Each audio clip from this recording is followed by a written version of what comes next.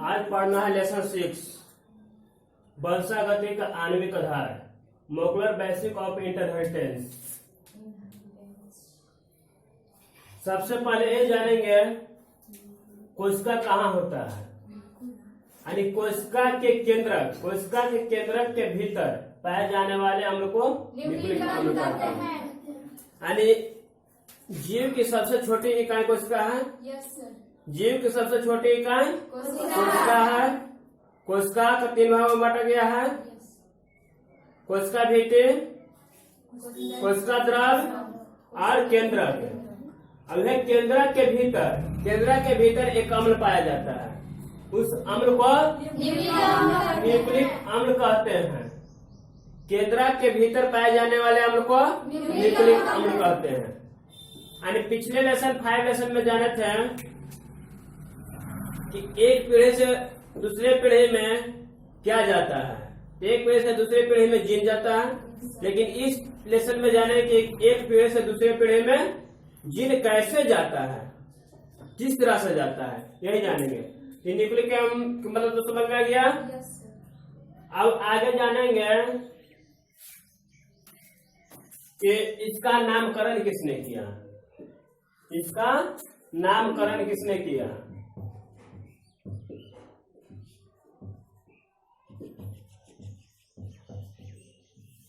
DNA पृथक्करण सबसे पहले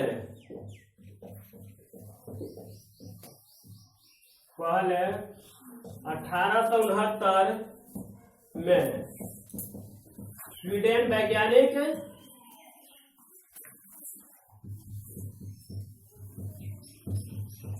फ्रेडरिक मिसर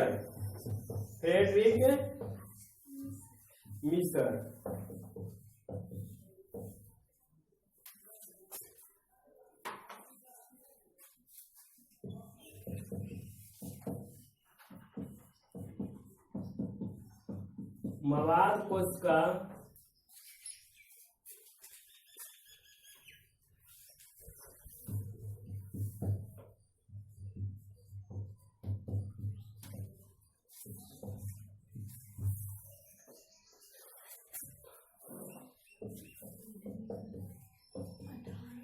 अठारह सौ 69।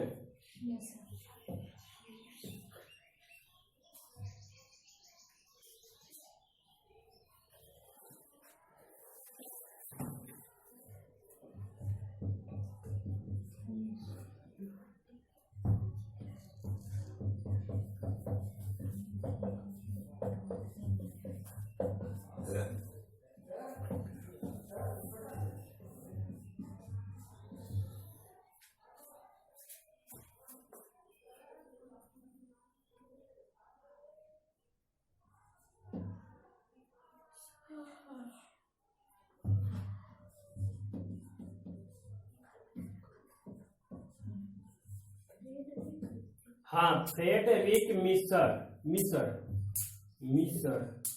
मिसर ने मवाद कोशिकाओं को न्यूक्लियस से किया।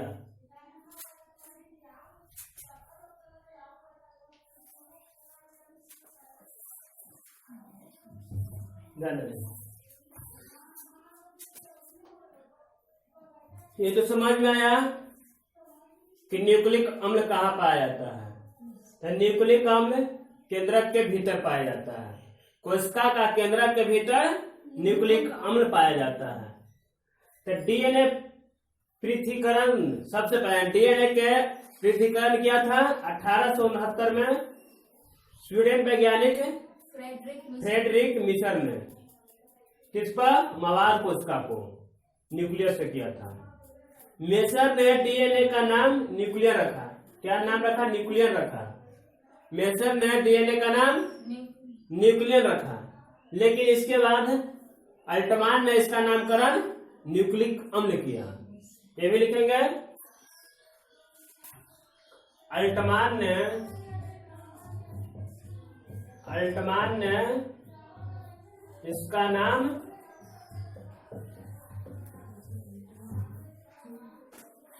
क्या रखा था? न्यूक्लिक अम्ल। मान। अल्टमान ने इसका नाम न्यूक्लिक अम्ल रखा, न्यूक्लिक अम्ल रखा।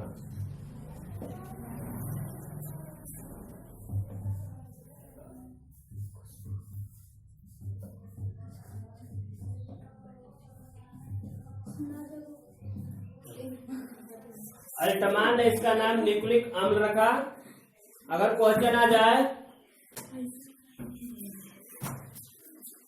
कि न्यूक्लिक अम्ल का खोज किसने किया था, न्यूक्लिक अम्ल का खोज फ्रेडरिक मिशर ने किया था, यानी खोज फ्रेडरिक मिशर ने किया, लेकिन नामकरण किसने किया था, अल्टमान ने किया। क्योंकि खोज तो पहले हो चुका था, भले इसका नाम कुछ और था, यानी न्यूक्लियन था, इसका नाम पहले न्यूक्लियन था, फ्रेडरिक मिशर ने इसका नाम न्यूक्लियन रखा, लेकिन इसका फिर आगे जाकर अल्टमान ने इसका नाम न्यूक्लियन कर दिया। न्यूक्लियन इसलिए किया क्योंकि केंद्रक के अंदर अम्ल पाया जाता है, इसलिए इसका नाम न्यूक्लिक अम्ल रखा।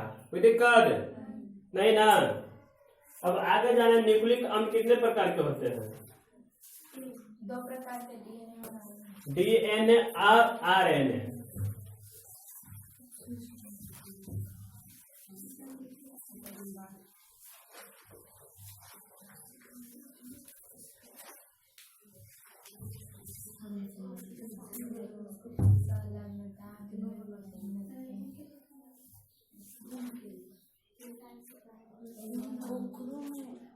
ध्यान देना, लिखना है न्यूक्लिक अम्ल 2 प्रकार के होता है। न्यूक्लिक अम्ल 2 प्रकार के होता है।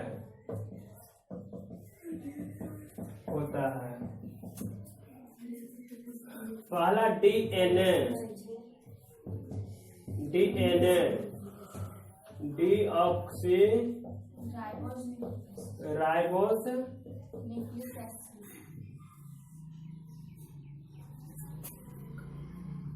एसिड, डीऑक्सी राइबो न्यूक्लिक ना, न्यूक्लिक अम्ल। ठीक है, इसको इंग्लिश में लिखेंगे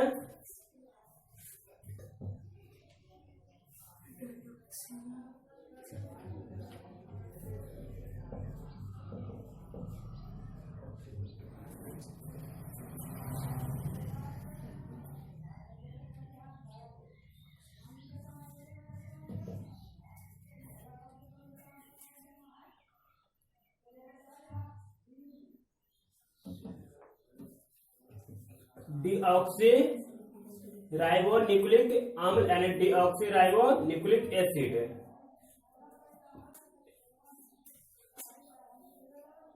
दूसरा होता है आरएनए, आरएनए राइबो न्यूक्लिक अम्ल।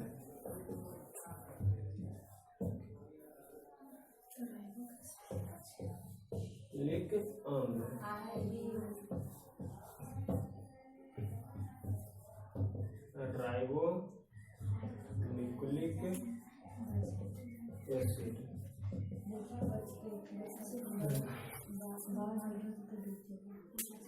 न्यूक्लिक अम्ल 2 प्रकार का होता है, डीएनए डीऑक्सी राइबो न्यूक्लिक अम्ल, और दूसरा आरएनए राइबो न्यूक्लिक अम्ल। तो दिक्कत डीएनए और आरएनए, तो आगे यही जाने डीएनए और आरएनए क्या है। तो इससे पहले थोड़ा सुना जानेंगे, जैसे डीएनए आरएनए क्या है, इससे पहले जानेंगे, यानी इस लेसन में ही पढ़ना है। पिछले लेसन में पढ़ा था ना कि, यानी पिछले लेसन 5 में, 5 लेसन में पढ़े थे कि एक पीढ़ी से दूसरे पीढ़ी, यानी अनुवांशिक लक्षण, अनुवांशिक लक्षण डीएनए है। लेकिन इस लेसन में पढ़े हैं कि अनुवांशिक लक्षण डीएनए कैसे है, सिद्ध करके दिखाना है कि अनुवांशिक लक्षण डीएनए कैसे है। दूसरा भी तो हो सकता था बेटा।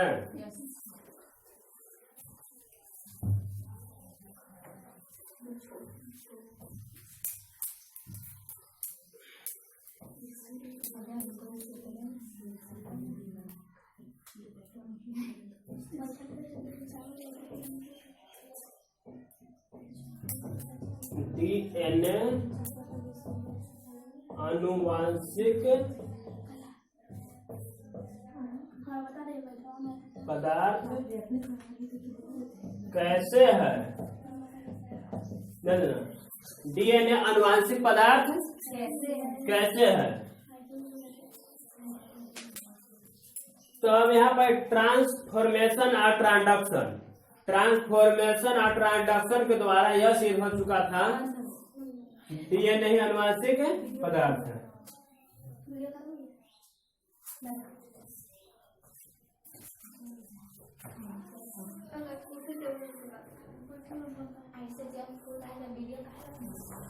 डीएनए आनुवांशिक पदार्थ कैसे है? ट्रांसफॉर्मेशन और ट्रांसडक्शन के द्वारा यह सिद्ध हुआ था कि डीएनए आनुवांशिक पदार्थ है। तो लिखना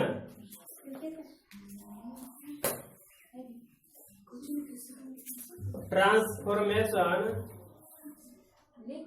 हाँ,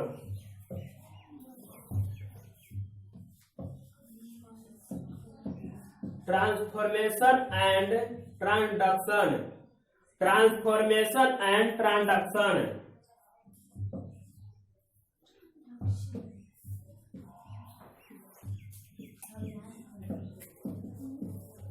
ट्रांसफॉर्मेशन एंड ट्रांसडक्शन जैसे प्रयोगों से,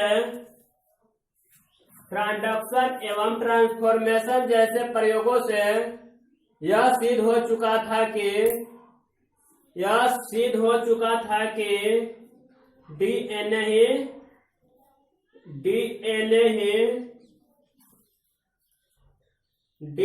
ही आनुवांशिक गुणों का लक्षण का भंडार है। डीएनए ही आनुवांशिक गुणों के लक्षण का भंडार है।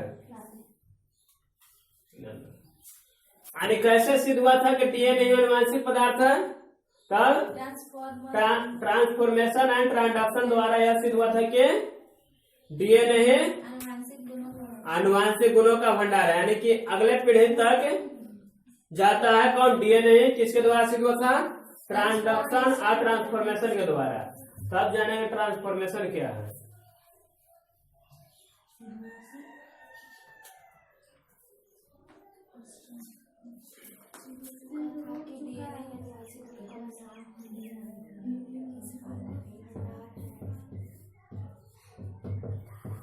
जीवाणुओं में ट्रांसफॉर्मेशन,